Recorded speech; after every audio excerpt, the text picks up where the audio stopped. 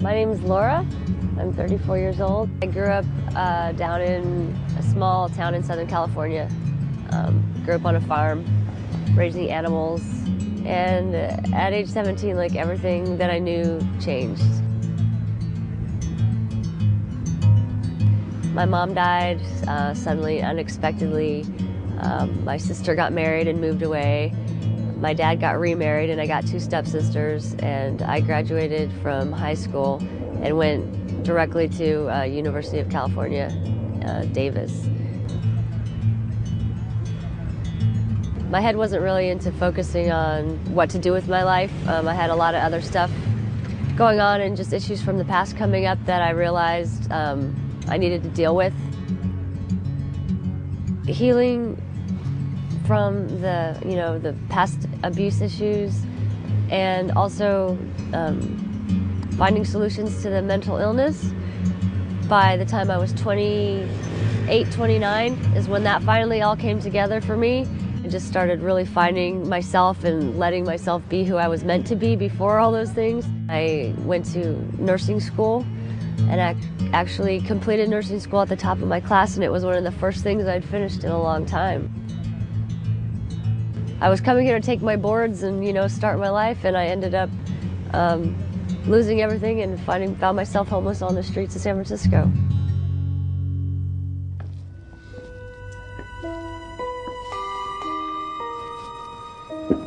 This is the Park Branch Library, which is where I spent one of my very first nights camping alone in the city. And it was particularly frightening. It was a cold, raining night, and it was just Sammy and I. And I remember we came and we stretched out up here, and I had my pack and my sleeping bag, and we got curled up down inside and put the top over my head to so nobody could see that I was a woman.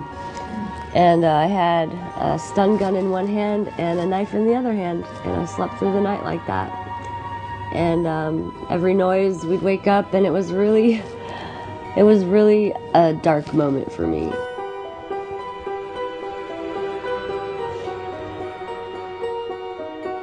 The night after I slept here, a friend of mine, Max, who is also on the streets here, he spent the night here, right in this same spot, and he got his face bashed in the night with a baseball bat, and he was hospitalized, and he almost died. And that's when I really had a moment of, this is not okay. This is not working. This is not safe. I gotta do something. Come on, Sam.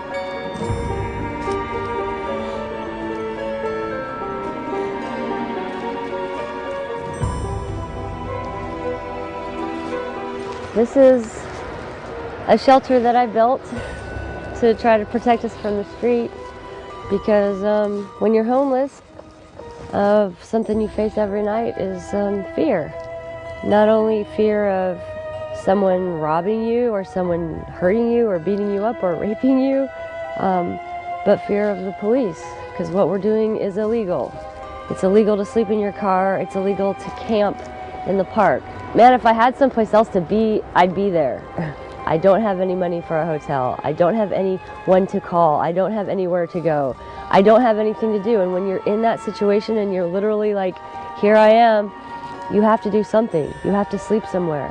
And it's horrible. It's a horrible feeling, spending the night with every sound going, what was that? Is that someone trying to get me? Is that the cops?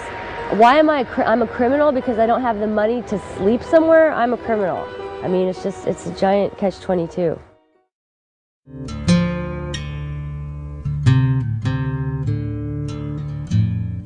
I was alone.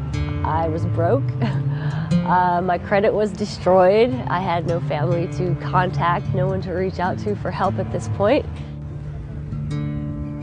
People on the streets out here totally reached out to me, took me under their wing, took care of me, showed me the ropes, toughened me up, and showed me how to survive out here. They showed me where to camp, how to avoid the police, even down to such things as which trash cans are outside of the best restaurants where you can get the best leftovers. I found more family and community here on the street than I had anywhere ever in my life. There's despair, but there's love. You know, there's resignation, but there's still hope. And a lot of these people, they are seeking something spiritual. Maybe they don't know what that is, and they've gotten caught up in drug and alcohol along the way. And that's generally the thing that holds people back out here, because there's a lot of talent, there's a lot of genius out here, man. I see some talented, gifted people out here on the street. And just the, you know, the despair of the way people treat them and the way that the cops are, it wears you down, and people turn to drugs and alcohol, and then they get caught in that cycle.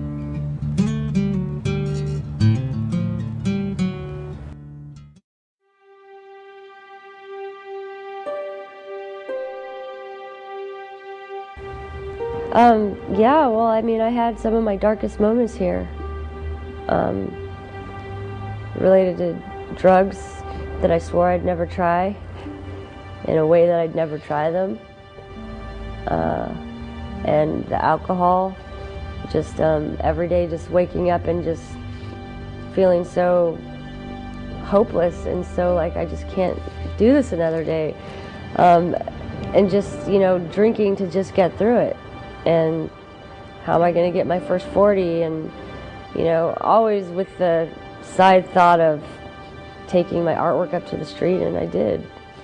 You know, I'd go up there and sit and try to be inspired and try to do something positive and something creative, and, you know, we just got sucked into the spiral of the alcohol, and that's what happened under this bridge, is that it just kind of turned into a layer of drunkenness where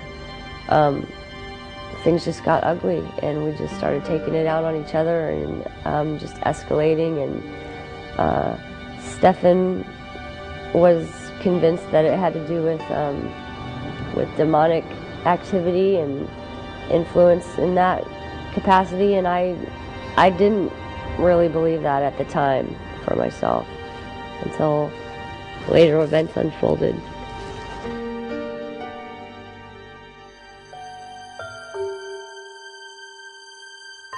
This is the bridge that I lived under for quite a while, in a tent with my boyfriend Stefan and my dog Sammy. There was I guess a dark presence that was kind of in and out of my life my whole life, but I didn't really realize what it was.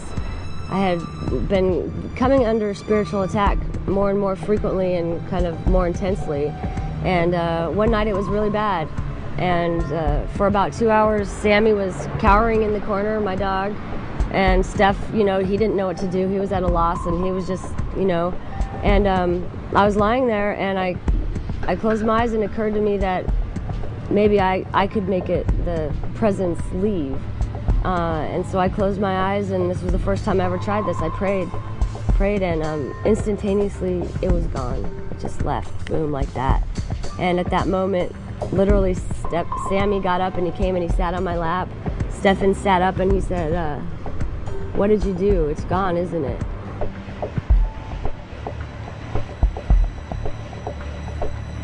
That's when I knew that I was dealing with something a lot bigger than me, and that the only possible help that I was going to be able to find was going to be through God. It was about a year ago that I first met the people from Interchange, Luke, Courtney, Paul, Mariah, and Claire. We met on the street, and you know, they'd invite us over to dinner. We'd go hang out and just spend time together.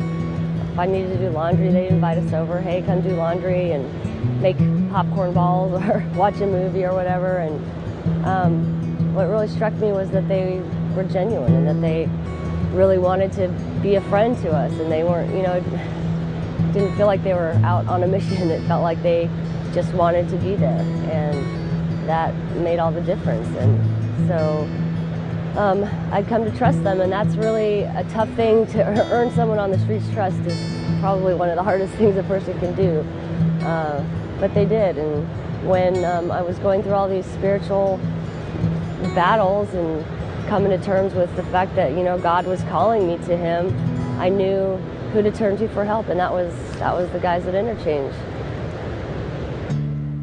This image comes to mind of God reaching down from heaven and just creating this human chain of all the people from Interchange, and I'm in the bottom of this dark ravine, and they come down and bring light to me and grab a hold of me and hoist me up out of it and put me on solid ground, God through them. The reality of how that happened was through them, through people that they knew, and through their concern. They found a place for me, a Christian community to go to up north of here in Northern California, where I could go and just spend time around other believers and studying the scripture, spending time with the Lord. One of the highlights was, after I'd been there for a while, was having come to the decision that I really was ready to be baptized.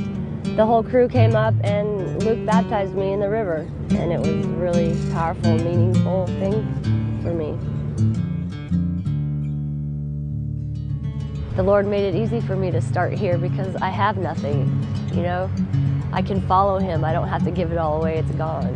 I don't know exactly what my next step's going to be. I'd like to reach out and give other people hope and inspiration. I'd like to continue to remain among the people on the street. I feel like they're my people. I feel at home there. And I just want to go out and be a light in that darkness.